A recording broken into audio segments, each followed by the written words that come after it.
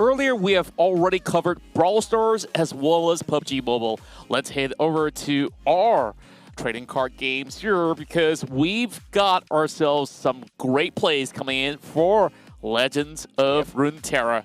And you know, of course, we have already seen some of all these amazing matches coming from the previous weeks. You can also check out the VODs out there. But AJ, we got to have a look at the leaderboards once again because the competition is stiff and we're seeing a lot of all these points going up as well as downward. So let's see what we have this time around. Yeah, boy, the Scav will maintain his dominant streak up top on top of the board. 26 to 8, 26-8. We don't talk about the draws in here. We don't really have them much in Legends of Runeterra. Pokeberry 34 will be sitting in the second position here with his 23 wins as well as 12 losses on the 5-win streak at the moment. The exact same with the Meatman in the third position with the 21 wins, you know, gathered in here so far. And of course, the impressive Tanya Wannabe in the fourth position with the 1,225 points with the 38, you know, monumental wins. But, you know, he had to work that hard because of the 21 losses that he has tanked in there as well.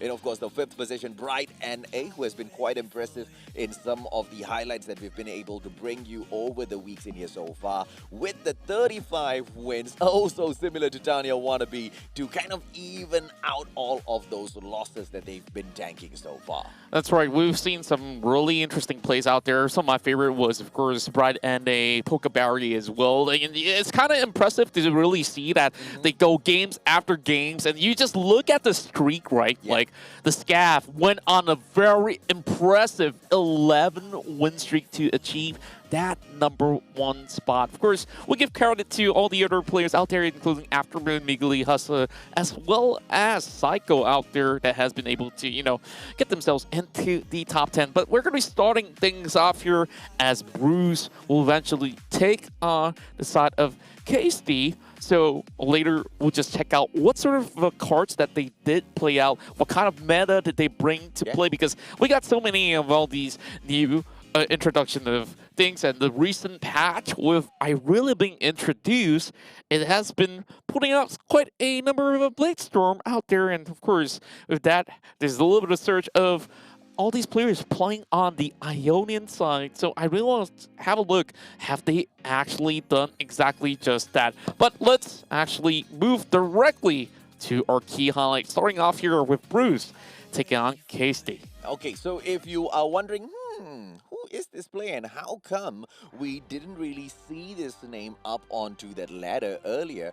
We have to understand, ladies and gentlemen, boys and girls, that the ladder has got more than 10 players. The top 10 is the one that will be highlighted week after week. And this was the play coming in from Bruce 1915, and he tried his very best to go in for the victory, and that was exactly what he did. Although at the start, it looked like he was about to be slain. Yeah, you see how close it is. 1 HP versus 4, and that was a strike that actually adds those numbers for Bruce out there. But for some really, really outstanding play, you see there was the Frostbite that actually slowed the pace and negated the damage, and that dragon is going to be rendered useless from there onwards. And, you know, Keyisty suddenly gets that advantage because they're on the attacking side. So how could they possibly defend? Because you look at all the sort of the mana gems that they do have, it's only up to 8. You got the Orange Soul just sitting inside, and he can't really unleash it. If he could actually use the Orange Soul, then, you know, every problem is absolutely solved. But this is 4 HP that he's looking for, and that's an absolute pass. Bruce had no chance. Yeah, no chance at all, right? And this is going to be a 0 attack tanking, and the first attack should be able to take 1 HP away, but the second would be an absolute decimation already. And this was what, you know, Bruce 1915 saw coming towards him. Actually, this is a very brilliant play because we look at that, and that Troll Enchant actually reduced the damage by 2. It's so annoying because that spell is about to strike every single one of these units, and it was denied. Yeah. There was an opportunity, but that one Troll Enchant has been able to turn the tides around, and still got the win for Keyisty. And this was one of the legendary matches that we had in here from one of your favorites, Bright and A, and he was taking off the top dog of the competition, the Scav himself. Yeah, and I just really want to check this out because, okay, he draws that Zenith Blade, and we want to see what sort of stuff he utilized because we look at the deck, he's using the Ionian as well as all the celestial beings that he can actually pull up on the table, and, you know, there's so many things that they could actually count on, like the support, as well as they do have the challenge coming in, so there's going to be a little bit of back and forth sort of trade because you look at the for his health on the Nexus, it's 19 to 14 right now. But of course, a little bit of odds on the side of Bright and A right now because there's a little bit more advantage when it comes down to the cards, and that's where Rummage is being used to just get more cards on hand. But, you know, he's got to do something to really pull off an impressive attack because they don't really have those number of attacking points to actually overcome those numbers. And unfortunately, at some point in the game, Bright and A just surrendered, and I wonder how. Yeah, and we will be able to see that once the cards go onto the table for the full play right after this, right? Because at the very moment, it still seems like a comeback might be possible, depending on how the next draw goes for the side of Bright and A. But with the way the cards for the Scav gets buffed up by those rounds, you know, it's looking more and more bleak for Bright. Exactly, and I think the key moment was that Lee Sin actually getting that barrier, and look at this. The Lee Sin just gets beefier as it goes, 7 to 10, and I'm looking at a big Dragon's Rage coming in, and he says, you know, I got the white flag up. You can take this win, the Scav, because I'm not going to be getting anywhere close to beating your Lee Sin. But this another game that's kind of interesting because on game number 3, we do have Bright and A matching up against the likes of Marius this time around. And the good news is, Bright and A, he's got this victory. But let's check out how he has done it. And he had Zillion inside of his deck, which, you know, I hardly actually get the opportunity to use it. But if you actually use him well enough, it's definitely a great way, and you see he just stacks all these numbers against Marius. Yeah, and this was quite difficult for Marius to come back from because he has got 2 cards on the table right in front of him, and that should be able to kind of keep a little bit of HP for himself, but of course it's not going to be the end. The next set of draws would go ahead to show Marius if or not he can continue to stand in the game, but unfortunately for him, he doesn't really get to depend on much from his cards.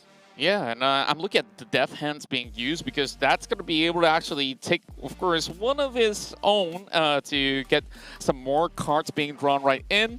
Of course, sacrificing a little bit of HP doesn't really matter too much because the Curse Keeper right there, if they were to, of course, send a guy to attack, you could easily get the Abomination up, which means another 4 extra damage out there.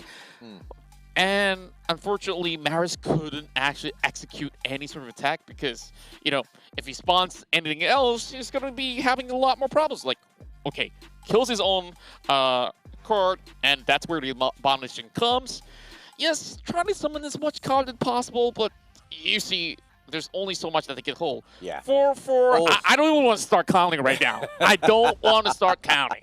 Yeah. So from the first 2 cards alone, even if that 1-3 comes up, that's going to be a face check, which Marius won't be able to tank. He won't be able to do much about. And at the end of the day, it is all about the numbers as Marius gets defeated, and Bright and A will pick up a beautiful victory for himself. And this is still the ladder, but as we have noticed, the ladder for Legends of Runeterra is the most competitive one in here, Contra. That's right, for very good reasons, because we got so many different metas being brought right in, different set of cards, and of course, some randomness that can actually appear, and we saw some great clutch plays that has happened before. But, you know, that's all for the week that we have already covered, and we hope to actually give you more in upcoming weeks. So we're going to take a short break, and we will come back very shortly to summarize everything for you. Before we jump into the next one, here's a quick reminder for all of you mobile gamers out there. The ESL Mobile Open is just around the corner. So head over to Twitter right now and get all of those details. Tell your friends, build a team, and earn a spot in the finals. Feel the light, see the stage, hear the vibe. Pumped up to get ready for the fight. Big dreams, one chance, be the star. I'm the winner coming out of the dark. Step out as a motivator. Let them know that the weight's up. That's how we know when we level up.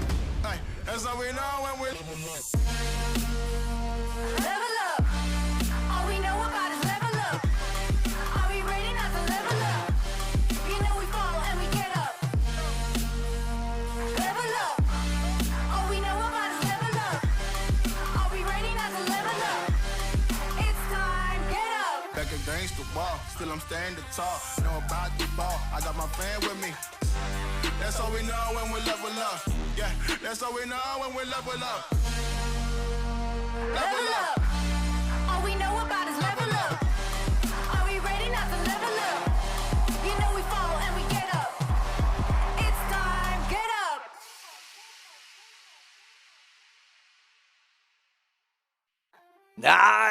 Before you go, don't forget to drop some comments in the comments section and tell us exactly what you love and do not really like about the show so we can continue to give you what you want and to do away with what you don't like and improve all of the quality content that we bring towards you. That's right. Remember, hit that subscribe button, like as well as follow, and that's all for now. And we'll keep you up to speed with all the mobile esports action.